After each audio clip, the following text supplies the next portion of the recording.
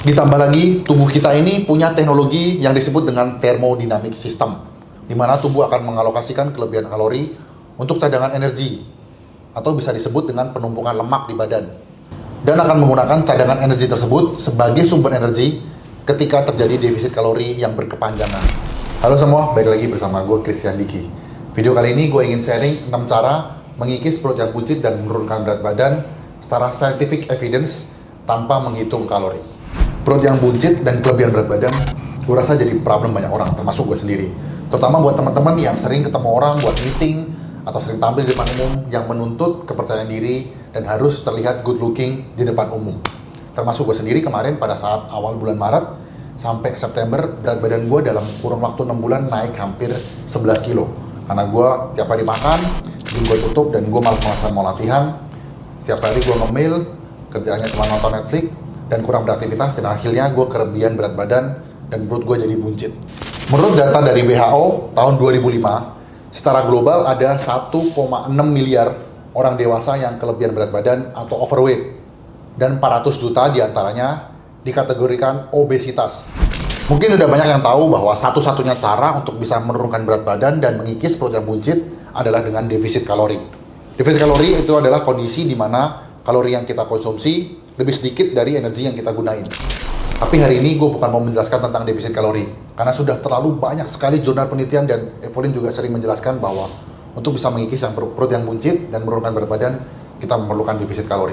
Ditambah lagi, tubuh kita ini punya teknologi yang disebut dengan thermodynamic system, di mana tubuh akan mengalokasikan kelebihan kalori untuk cadangan energi, atau bisa disebut dengan penumpukan lemak di badan, dan akan menggunakan cadangan energi tersebut sebagai sumber energi ketika terjadi defisit kalori yang berkepanjangan.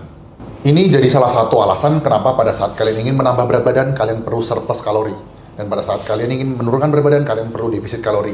Seperti sudah dijelaskan pada piramida nutrition yang diperkenalkan oleh Eric Helms, bahwa kalori memberikan impact ke tubuh kita yang paling signifikan dan paling besar.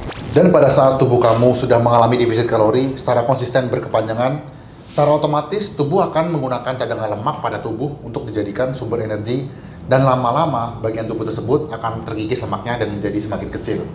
Cuman kabar buruknya kita nggak bisa pilih bagian mana yang kurus duluan. Misalnya kita mau tangan dulu kurus atau pipi dulu kurus, nggak bisa.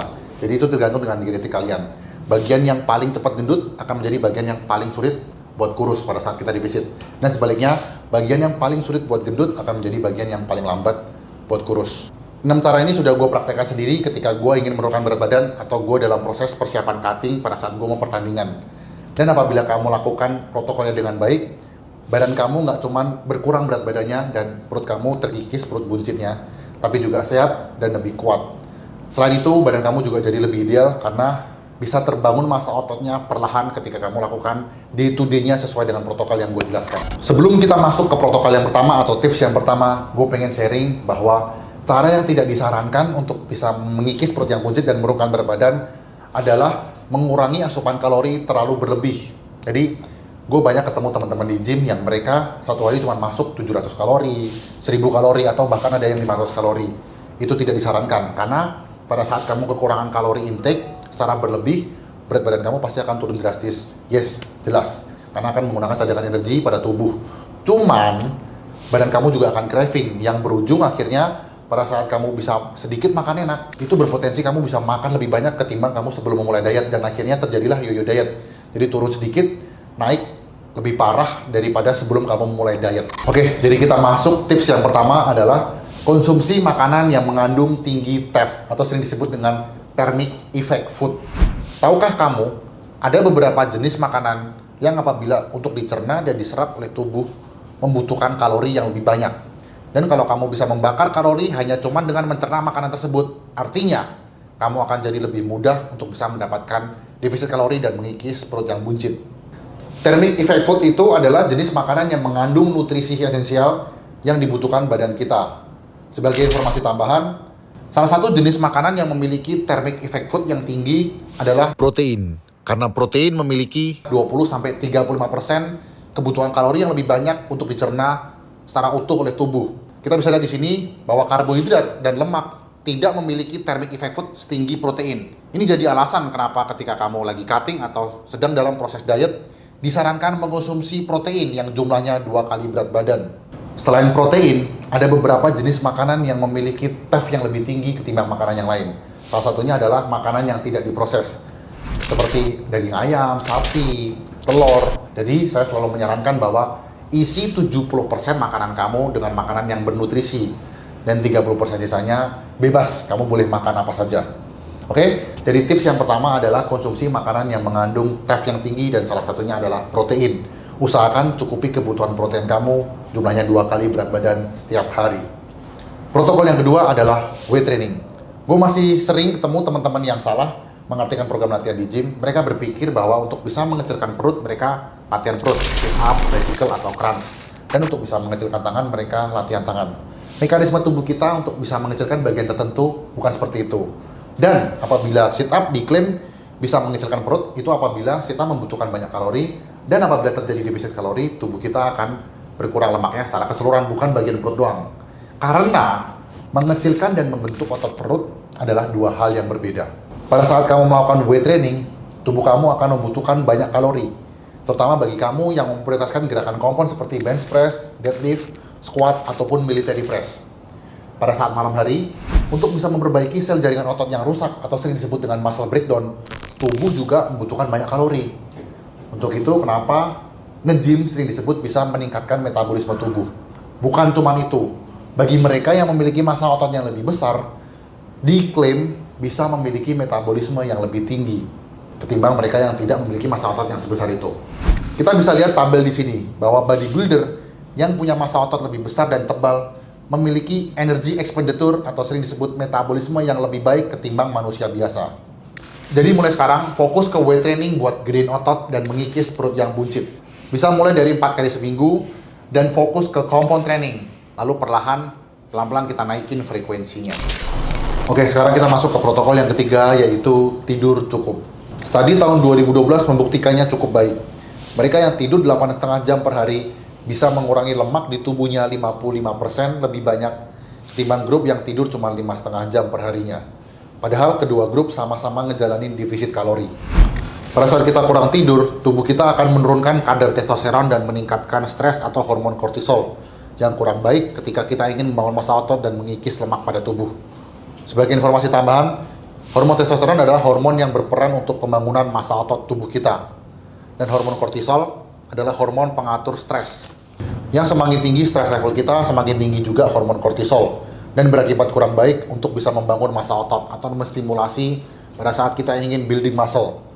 Jadi mulai sekarang pastikan tidur 7-8 jam setiap harinya. Apabila kalian harus terpotong tidurnya malam hari karena urusan pekerjaan, nggak masalah. Kalian bisa lanjutkan tidurnya dan lengkapi tidur secara utuh 8 jam per hari pada siang harinya. Kita sekarang masuk ke protokol yang keempat, cara mengikis perut yang buncit dan menurunkan berat badan tanpa menghitung kalori, yaitu konsumsi makanan atau minuman yang mengandung tinggi akan fiber. Konsumsi makanan tinggi serat dari sayur dan buah-buahan bikin kita jadi lebih awet kenyang dan gak gampang lapar. Dengan tubuh kita jadi lebih awet kenyang, akan lebih mudah tubuh kita untuk bisa mendapatkan defisit kalori. Dan semakin mudah defisit kalori, semakin mudah juga tubuh kita mengikis perut yang buncit. Pada saat kita mengkonsumsi sayur-sayuran atau buah-buahan yang kaya akan fiber, volume pada lambung kita jadi sedikit lebih penuh. Itu menjadi alasan kenapa kita menjadi lebih awet kenyang. Tadi dari IN The Journal tahun 2019 yang meneliti tentang manfaat makanan tinggi serat untuk program diet membuktikan bahwa grup yang mengkonsumsi serat lebih banyak mampu menurunkan berat badan 2 kali lebih banyak ketimbang mereka yang tidak mengkonsumsi serat sama sekali. WHO merekomendasikan kita untuk mengkonsumsi serat dari sayur dan buah minimal 25 gram atau setara dengan 400 gram sayur dan buah, atau lebih mudahnya 4-5 piring sayur dan buah. Serat selain baik untuk bisa membantu kamu untuk bisa lebih mudah mendapatkan defisit kalori, fiber juga menjauhkan kamu dari risiko serangan jantung dan kolesterol. Sekarang kita masuk ke protokol yang kelima, yaitu selipkan LISS atau HIIT sesaat setelah kamu melakukan latihan beban. LISS adalah low intensity steady state dan HIIT adalah high intensity interval training. LISS itu misalnya seperti jogging santai, treadmill, sepeda santai, atau mungkin jalan kaki. HIIT itu misalnya seperti gerakan bodyweight training seperti burpee, squat jump, atau mountain climber. Pada saat kita latihan beban selama 45 menit sampai 60 menit, tubuh kita akan secara otomatis menggunakan cadangan glikogen atau karbohidrat dalam tubuh sebagai sumber energi.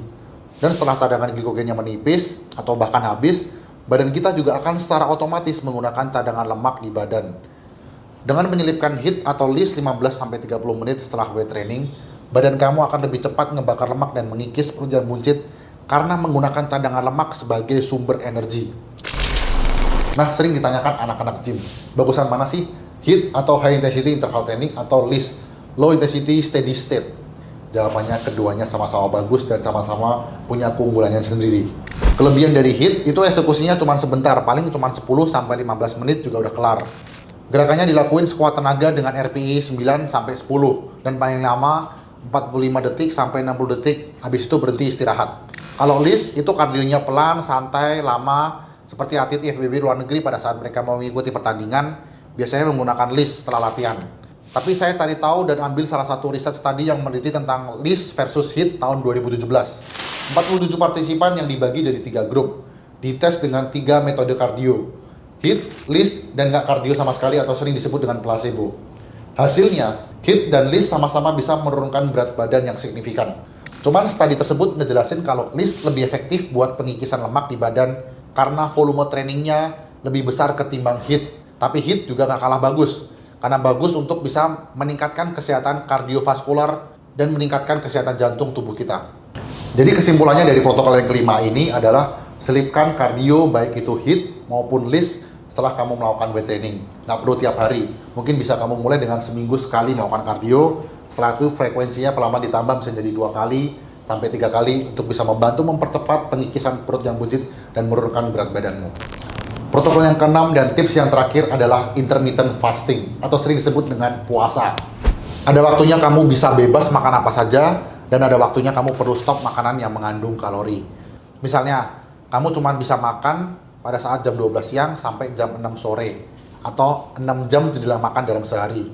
Secara nggak langsung tubuh kamu bisa mengurangi frekuensi makanan yang ikut juga berkontribusi ke pengurangan kalori intake untuk bisa jadi lebih mudah terjadinya defisit kalori. Riset di Kanada tahun 2020 nyebutin kalau intermittent fasting bisa membantu penurunan berat badan sebanyak 13%. Mungkin kamu penasaran, kan banyak nih teman-teman yang sukses menggunakan intermittent fasting atau puasa untuk bisa program penurunan berat badan, tapi kok efeknya cuma 13%? Itu jawabannya ada di piramida nutrisi yang diperankan oleh Eric Helms, di mana timing dan frekuensi kita makan menempati posisi keempat, yang artinya ini mungkin penting, tapi masih banyak yang memberikan impact ke tubuh kita lebih besar dan signifikan ketimbang kalori masuk versus kalori keluar. Dalam studi tersebut juga ditemukan bahwa intermittent fasting mampu mengontrol glikemik tubuh atau biasa disebut dengan kadar gula darah dalam tubuh. Yang dimana ketika glikemik tubuh ini bisa terkontrol, akan lebih lama proses tubuh kita mencerna kelebihan karbohidrat untuk dirubah secara seketika menjadi lemak. Oke, jadi kamu sekarang bisa mulai pelan-pelan menerapkan program intermittent fasting dalam program diet kamu. Mungkin kamu bisa mulai dari cara yang paling sederhana, dengan cara 12 jam jendela makan dan 12 jam off atau tidak mengkonsumsi kalori sama sekali, tapi tetap mengkonsumsi air mineral yang cukup, karena untuk bisa mempertahankan cairan pada tubuh kita. Dan perlahan, kamu persempit jendela makannya jadi 10 jam, 8 jam, dan mungkin bisa paling ekstrim 6 atau 4 jam. Kalian bisa Google di internet, bagaimana caranya protokol menerapkan intermittent fasting dalam program penurunan berat badan. Oke, sekarang kita masuk ke fase terakhir, fase kesimpulan. Semua penjelasan panjang saya tadi, saya simpulkan menjadi 6 hal penting. Cara mengikis perut yang buncit dan menurunkan berat badan tanpa menghitung kalori. Yang pertama, konsumsi makanan tinggi protein. Karena protein tinggi akan thermic effect food. Cukupi kebutuhan protein harianmu sebanyak 2 gram protein per 1 kilo berat badan. Kamu bisa konsumsi FOW untuk memudahkan mencukupi protein harian. Yang kedua, weight training atau latihan beban. Karena dengan nge-gym, tubuh kita akan bakar lebih banyak kalori pada saat setelah kita nge-gym dan pada saat kita latihan untuk bisa membangun massa otot dan bisa meningkatkan metabolisme pada tubuh kita. Yang ketiga, tidur 7-8 jam minimal per hari. Karena tidur berpengaruh ke testosteron dan kortisol tubuh yang menghambat pertumbuhan otot dan merangsang penumpukan lemak pada saat kita kurang tidur. Keempat, konsumsi serat 20-25 gram per hari. Lebih gampangnya, selalu selipkan sayur dan buah setelah kamu makan sebagai dessert. Yang kelima, Mulai kardio, baik itu jogging ringan atau high intensity interval training. Karena kardio setelah latihan beban membantu membakar lemak di tubuh kamu lebih cepat saat kondisi glukosa darah kamu lebih rendah karena sudah dikuras pada saat kamu latihan beban. Dan yang terakhir adalah intermittent fasting atau puasa buat mengurangi frekuensi makanmu agar lebih gampang terjadi defisit kalori dan mampu meningkatkan metabolisme tubuhmu. Sebagai disclaimer dari saya, apabila kamu menjalankan salah satu protokol atau keenam protokol tadi, tapi tubuh kamu tidak dalam kondisi kalori defisit, ya tubuh kamu atau perut kamu yang buncit tidak akan terkikis lemaknya dan berat badan kamu nggak akan berkurang. Untuk itu perlu dipahami hukum termodinamik sistem pada tubuh kita yang dimana kita perlu mengonsumsi kalori yang lebih sedikit daripada energi yang kita bakar, atau sebaliknya membakar kalori yang lebih sedikit daripada energi yang kita konsumsi, atau bahasa lebih mudahnya adalah defisit kalori tersebut. Terakhir dari gua, buat kamu yang struggle mencukupi kebutuhan protein harian untuk building muscle atau mempertahankan massa otot pada saat diet atau cutting, bisa dibantu dengan EvoWhey dari Evolin. Gabungan whey protein isolate dan konsentrat yang secara uji klinis mampu membantu pembentukan massa otot lebih tebal dan lebih kuat bila dikonsumsi secara rutin. Itu tadi 6 tips simple dari saya untuk bisa membantu mengikis perut yang buncit secara scientific evidence. Bagi kamu yang penasaran tentang video fitness, workout, dan nutrition, bisa langsung follow Instagram Christian Diki maupun subscribe channel YouTube ini Christian Diki supaya kalian nggak ketinggalan apabila saya upload tentang video tentang nutrisi, fitness, dan juga diet. Oke, jangan lupa juga gabung ke Facebook group Body Evolution dari Evolin. Bisanya banyak banget teman-teman yang ingin mendapatkan tujuan yang sama dengan kalian, yaitu mendapatkan badan yang ideal dan lebih atletis melalui fitness dan juga diet. Sampai ketemu di video berikutnya, dan jangan lupa like, komen, dan subscribe di bawah. Kalau kalian ada pertanyaan, jangan segan untuk tanya saya di kolom komentar. Oke, sampai ketemu di video berikutnya.